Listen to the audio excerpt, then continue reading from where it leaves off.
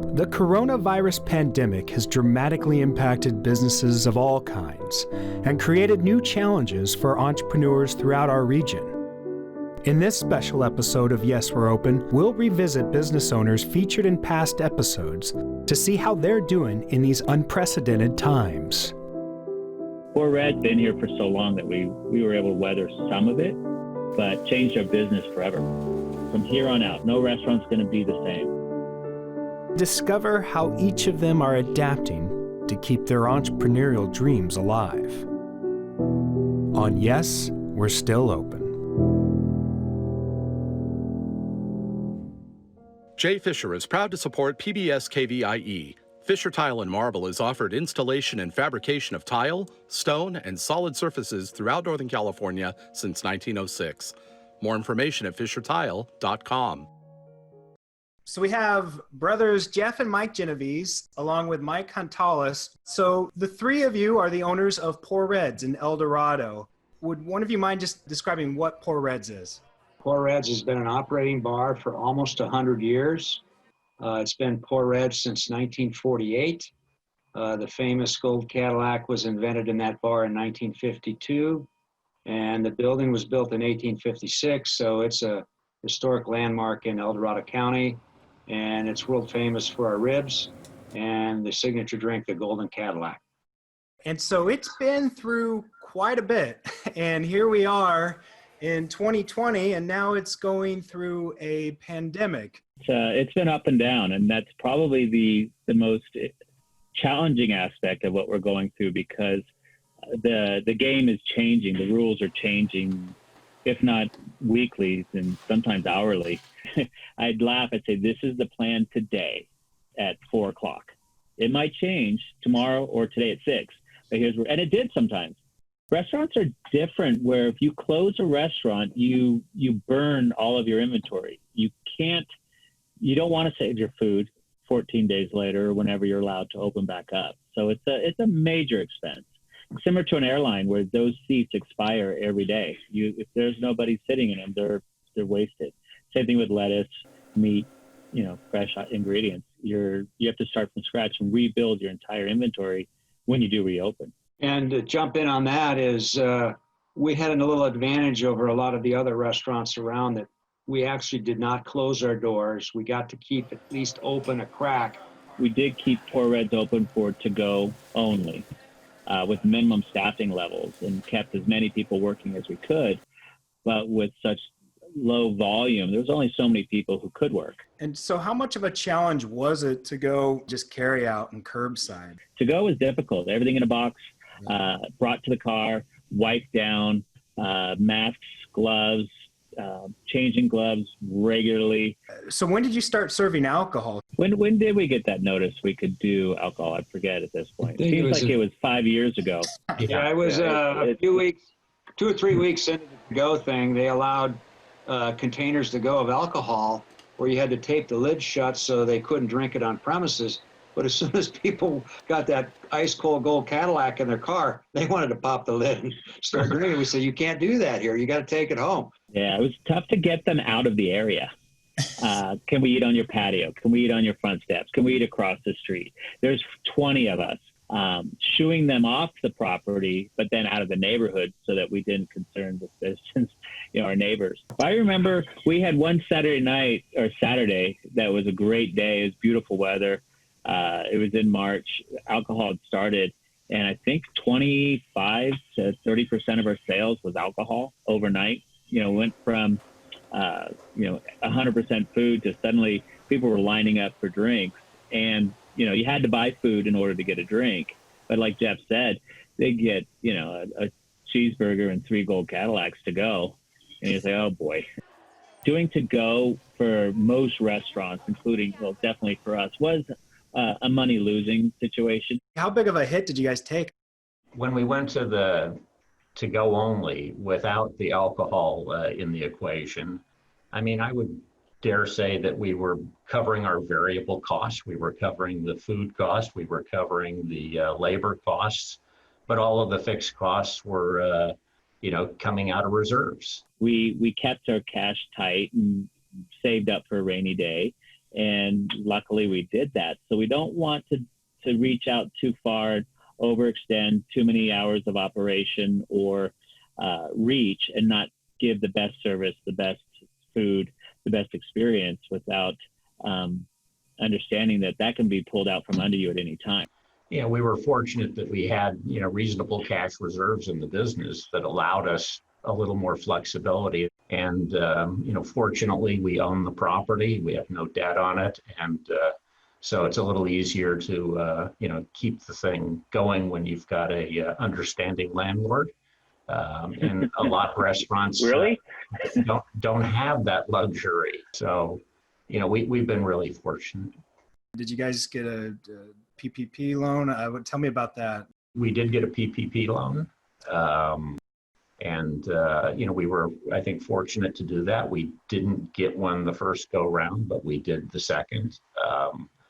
That obviously helped a lot, and actually has allowed us to, be in a pretty good reserve situation, because we didn't have to burn through all of our money to keep the thing alive. Well, I was just going to add to that the application process for the PPP.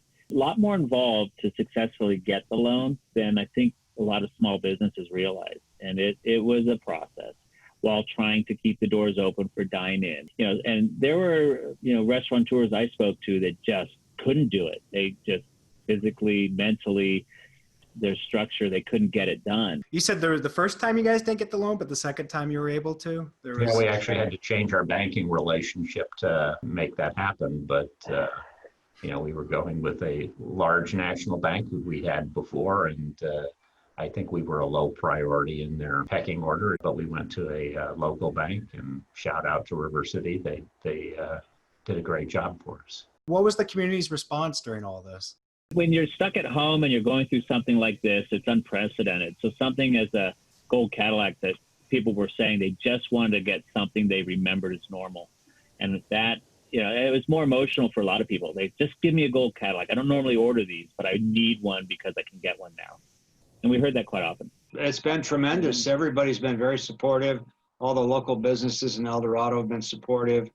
County government has been very helpful. Something we should also bring up is we've had regulars who have brought in cash during our to-go only and, partial closure that wanted it distributed for the staff because they felt bad for the staff that, were impacted as well. And, people don't realize that 55, 60 employees suddenly were impacted at this restaurant alone. It's throughout the whole community. And so, to have them hand an envelope and you don't know what's wrong, that you think they're giving you a complaint, and they said, no, here, take this. What is it? This is money for the staff. I mean, that's the kind of community that we opened up into and we're part of. We probably shouldn't reveal our biggest donor's name, but he handed me an envelope of several $1,000s just to give to our staff out of the goodness of his heart, because he loves the place.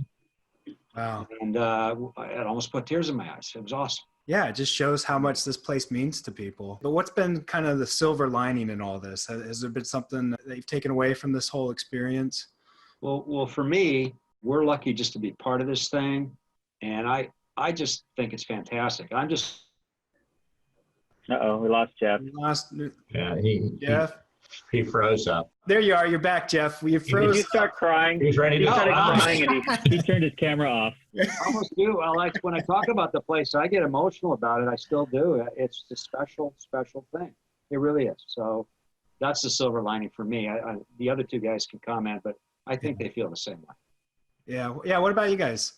Yeah, no, same thing. I mean, when we decided to do this originally, we'd had a lot of fun there in our youth, and it's a place we couldn't see die. And we put a lot of capital into it, a lot of hard work, and, tender loving care, bringing it back in its current incarnation. The thing that we said from day one was we're going to fix this up and have it ready to go for the next 50 years.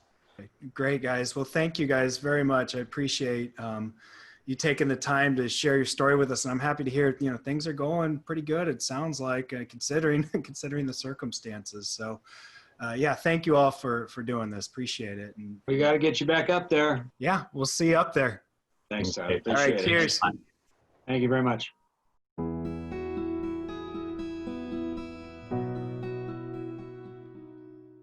We have Brian Fikes and Greg Howes joining us right now. Welcome, gentlemen. Hello. So you guys own Two Flew the Coop in Sacramento. For those who aren't familiar with your business, just briefly describe what is Two Flew the Coop. So Two Flew the Coop, our kind of tagline is everything for backyard chickens. We retail artisan coops. We also sell Modesto milling, premium organic feed, and then we offer education through Soil-Borne Farms and the Natural Foods Co-op. And then we do private consultations and things for people as well. And you know, something worth mentioning, you guys are a very small business. Yeah, I always say, you know, it's not really even a mom and pop business or a pop, it's more of a mom and pop. That's how small it is. It is a small-time operation. Last time we profiled your business, it was 2019. Now we're 2020. There were a couple new developments personally. Brian, you were working at the state. Yes, March 9th this year was my last day at work, and the 10th was my first day of retirement. And I think on the 17th, the governor did his order to stay at home. Got out just before all the madness. He had started good happening. timing, as they say. Timing. Now, Brian, since you retired, have you been a little more involved with the business? It's still been about the same amount of work. Instead of being at the state Monday through Friday, 8 to 5, those hours are now freed up. And he's around here an awful lot. Yeah, yeah, we're able to go outside. Distance can be forgiving. So how were things going into 2020? You know, it was kind of business as usual for us. Everything looked to be, you know, normal at that point before, you know, everything kind of hit and the rug was pulled out from all of us. It was looking to be, you know, we always look forward to spring. It's kind of the time of year when baby chicks come for sale at the feed stores. And really the season for chickens, although we keep them all year, it's really the season gets started in kind of early spring. You were about to do like a little Northern California tour on educating people. We had kind of contracted with the mill that we sell feed for, Modesto Milling out of Modesto, to do a series of kind of like Chick 101s at feed stores throughout Northern California. And we were able to do one, and then, you know, again, everything just hit and everyone had to cancel. So hopefully we can offer that next year. Yeah. And so I imagine there was probably an increase in business. All of a sudden, everybody's, you know, stuck at home, and I'm sure there was an influx in raising backyard chickens during this quarantine. There was a little bit of an increase. You know, it became people were buying chickens like they were toilet paper, pasta, and hand sanitizer. You know, we kind of, it's sort of a joke, but it's the truth. I did speak with Connie out of Bradshaw Feed, who's the manager out there. They're probably the largest source for baby chicks in the Sacramento area. And she said it was like they were giving away gold for a few months there because people were coming in and they would have lines out the door to get baby chicks. This is unprecedented. You know, it's normally active in the springtime for people to get chicks, and it was crazy this year. So wait, was there a chicken shortage? There was. Absolutely. I mean, again, people were waiting sometimes in line an hour or two before the feed stores opened. That's how crazy it was. Well, it was like getting Rolling Stone tickets. But when there was the scare with the food insecurity, people not finding eggs at the supermarket or whatever, so they were like, oh, we're going to buy baby chicks. It'll be something the whole family can do. That really is what spurred, you know, the big impetus to buy baby chicks was the food insecurity. Remember, everybody started baking, right? With the shutdown, and then there were no eggs at the store, no yeast. So people probably thought, I'll have my own eggs. I'll get some chickens. Of course, it takes about 6 months. 6 months for the eggs to be there. From baby chick to maturity, about 6 months, but yeah. But that had to be kind of concerning for you guys though, right? Because, you know, it's an impulse buy almost. You remember, Tyler, from our class, we always say it should never be an impulse buy. And I think in many cases it probably was. We also spoke with the vet recently too, and she was really alarmed because she was getting a lot of calls from people that had no idea what they were doing.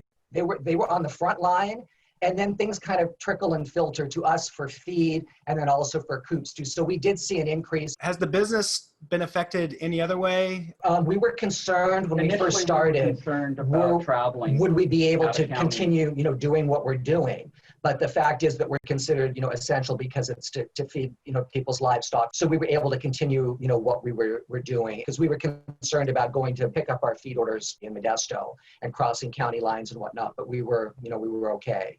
So, I mean, for you guys, not much has changed really in how you're operating and right? Other than it did affect the coop sales too, because we've had a good relationship with two of the local nurseries. And with the shutdown at the nurseries, it was hard to have a coop present over there. Yeah, so presence. That's true. We really have sold mostly from our property here. We've always, we called it being very Mayberry-esque and old-fashioned. Good morning, Russ. I've got feed for you. Folks can kind of come by, at their will, as long as they let us know when they want to come by and pick up feed, and we can leave it out for them, and they just drop payment in our mailbox. So this way we can be totally, contact free. If folks want to be. Certainly there are some folks that, need help and they need it loaded in their trunk. We're fine to do that, but we wear a mask and whatnot.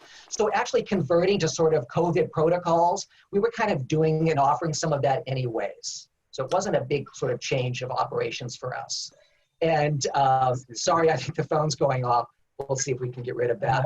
Speaking of, I love your voicemail. Well, that's because you haven't heard it like 3,000 times. I think many of our friends are pretty tired of it. Well, how are the chickens doing? How are the ladies? Have they been? The ladies are doing well. They inquired about you. Like I said, they were curious as to how they could possibly untie your tennis shoes virtually. But they're doing well.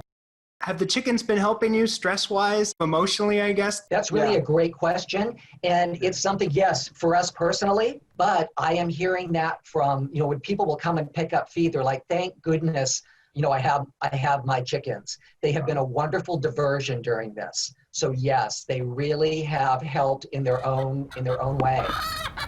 Somebody has a lot to say this morning. She does. So what's next for you guys? We're planning on shutting down next week and going to the south of France. I wish that were true. We've been doing day-to-day like everyone else. And hopefully, if they get a vaccine, next year we'll be able to do the seminar circuit again. Because we really enjoy the educational outreach part of our business. Yeah, it really is. What's nice about the classes and seminars and lectures and things is that these are people that are brand new or just starting on their backyard poultry adventure. And it's so exciting and new for them. And of course we love poultry and always will, but it rekindles that spark in us, I'd say. It's really fulfilling that way. Now, I do talk too, but as you noticed, he can talk nonstop without taking a breath. Before we wrap it up real quick, is there anything that you would like to mention that maybe I didn't touch on? Because we are not offering any, scheduled and formal classes or lectures right now, people are more than welcome to call us. If they need some advice and information, those that are new, we're glad to help in any way that we can.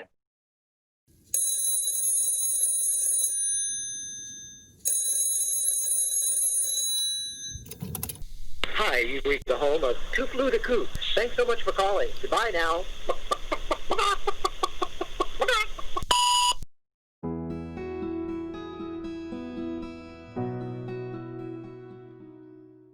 Hello, Greg. Thank you for joining us. So you are the owner of African American Expressions.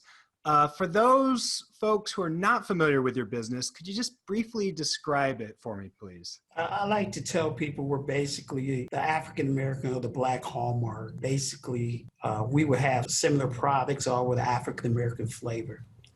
So we've been doing that for approximately 29 years now. And so the last time we featured you was 2019, and that was about a year ago. And just within that year, there's been quite a bit of change. First of all, how were things going before this whole pandemic set in? Well, everything was going pretty good. We were on pace for another record year. And then the pandemic set in, and it was like, wow, where do we go from here? So, what's it like today? Well, today we're actually moving forward, man, just like any other year. Have you been creating some new merchandise during this time? My thing is we have to adjust to what's happening in the marketplace. And so we created masks with, say, African pattern on it. We have one that says, "Smile, God loves you," that type of thing. And so during the pandemic, people really wanted puzzles. We started seeing puzzles fly off the shelf. It was a #1 seller. We can't keep puzzles. It's just amazing. So we realized there was a market out there. People were staying at home. We started marketing our home decor products. And after it's all said and done, we have done extremely well during this pandemic. Actually, even better so than the years past. We've had our best season during the pandemic.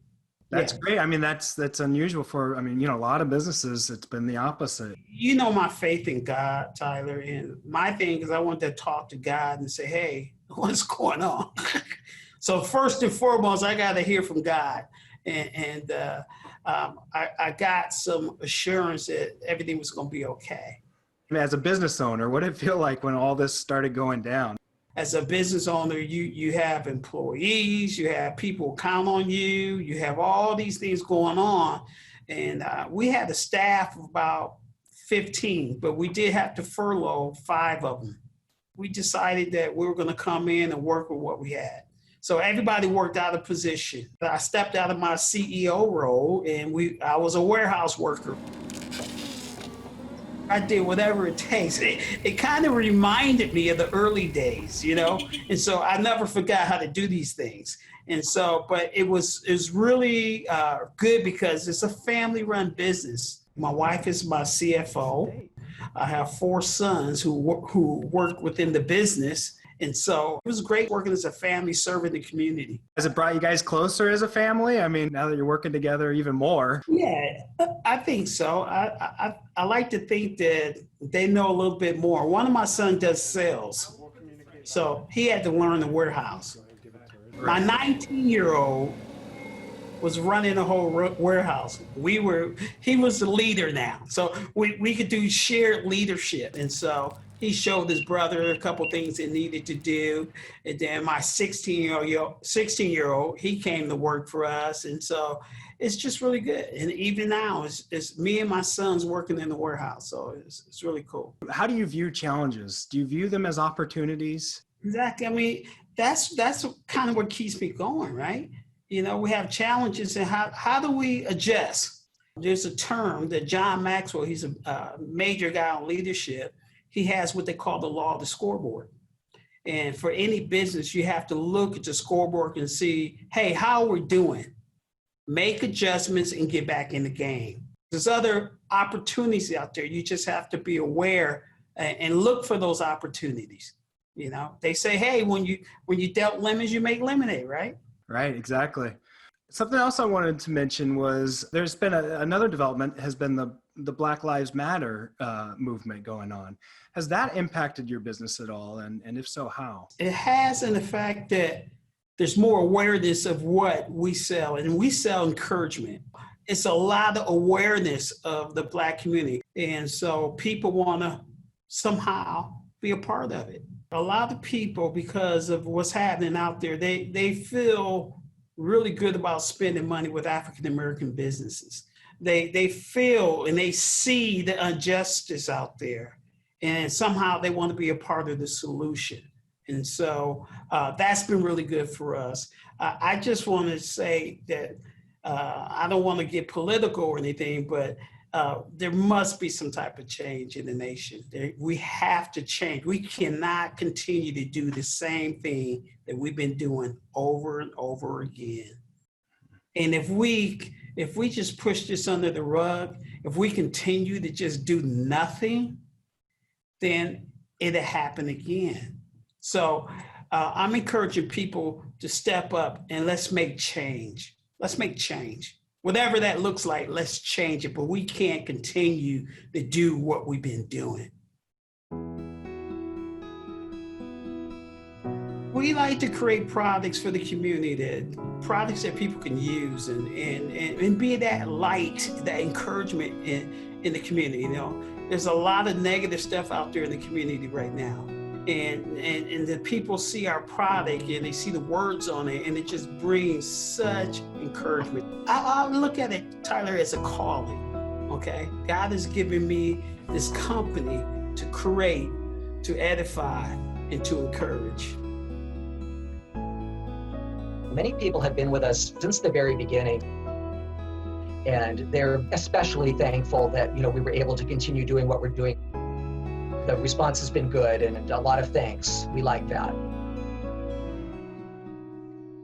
I'm thankful I had two partners that were very supportive and, you know, said, hey, let's do what's right, not to panic, but let's take some educated guesses. And I think that's what builds a team going forward. I'm grateful that we're part of this. This is a really a special place. Little pandemic's not going to take down Four Reds.